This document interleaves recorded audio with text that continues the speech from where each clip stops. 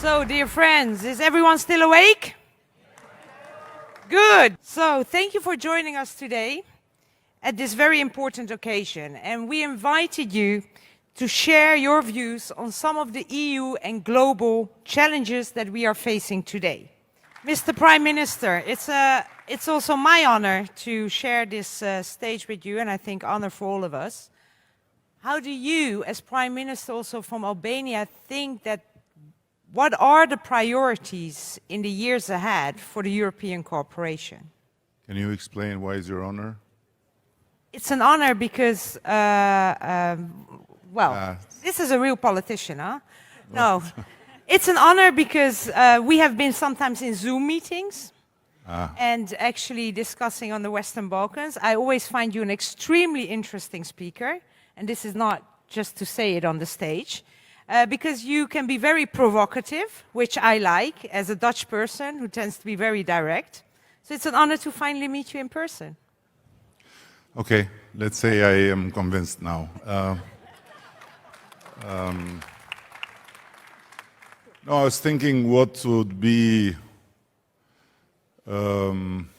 valuable contribution to this Congress coming from a country that is not in the EU, but is still in the Europe,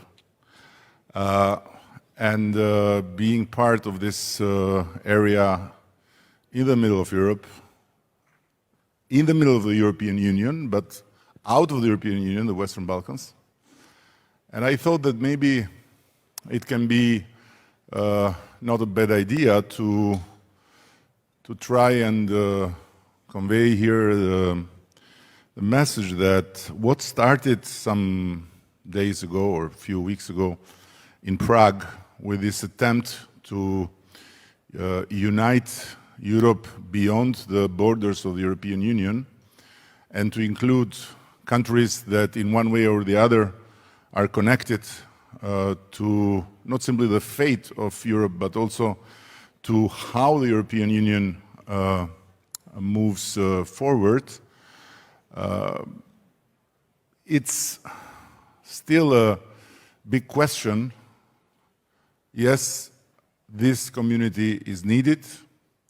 We have seen it, especially in times that are becoming more and more common times and bringing more and more common challenges.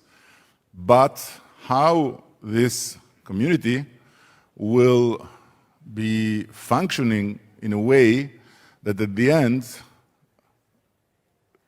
everyone can see results. How this community can be functioning in a way that when it comes to the huge common challenges, no one is left behind and no one's contribution to the European common position is not taken for granted. We have had a horrible experience with the European Union when the pandemic started and when the European Union gathered in rush and pressure under big anxiety to start vaccination. And in the first row of vaccination, we were completely forgotten. So we had to watch how others around us could start vaccinate their elderly, their nurses, their doctors, while we, the Western Balkan people, although being so faithful and so loyal to Europe, were like fishes out of water. And what we could do, we had to run to find vaccines exactly where the narrative of the European Union says comes the danger. China, Russia, and Turkey. And if, for example, in the case of Albania, was not for Turkey, and for President Erdogan, we would not have been able to vaccinate anyone for quite a long time. Same goes for Serbia and China, and somehow also Russia. So this was a big, frightening moment because we could see in a very hard situation that European Union was not there for us, was not there for our people, was not there in a matter of life and death. Now, here we are. The energy crisis is not the pandemic, but is similar when it comes to the power to hit and to disrupt the whole community of Europeans, let's say. And I hope that will not be the case again, that whatever solutions might be found within the European Union and however the European Union might decide to support member states to somehow stand the big punch, we will not be again left out of it. We Albanians are very loyal people. We were the last to betray the Ottoman Empire, even when the Ottomans themselves decided to do something else. We were the last to betray the Soviet Empire, even when the whole Soviets decided that was not a good idea. We'll be the last to betray the European Empire, even if European Union will dissolve. But we don't like to be taken for granted anyway. So I think that it's time to see deeper in how this family, the Socialist and Democrat family, where, by the way, there is less solidarity in deeds compared to the EPP family, let's say it, because the EPP guys support each other blindly. We in this family need to first scrutinize each other to the point that we make the solidarity even senseless. So I hope this will be somehow adjusted. But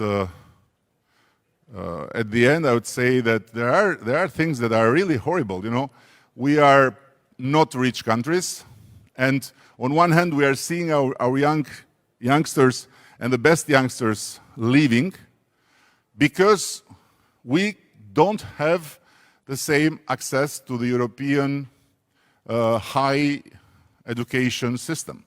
So our universities cannot create the synergies and cannot create the common path with universities in the European Union. On the other hand, we see that even them who we pay from our taxpayers' money to become doctors and nurses are swallowed by Germany like this in a second. So it doesn't seem really right, and it doesn't seem really European solidarity to see on one hand your universities and your youth left out of the system, and so leaving the country because they want to be part of that system, and rightly so.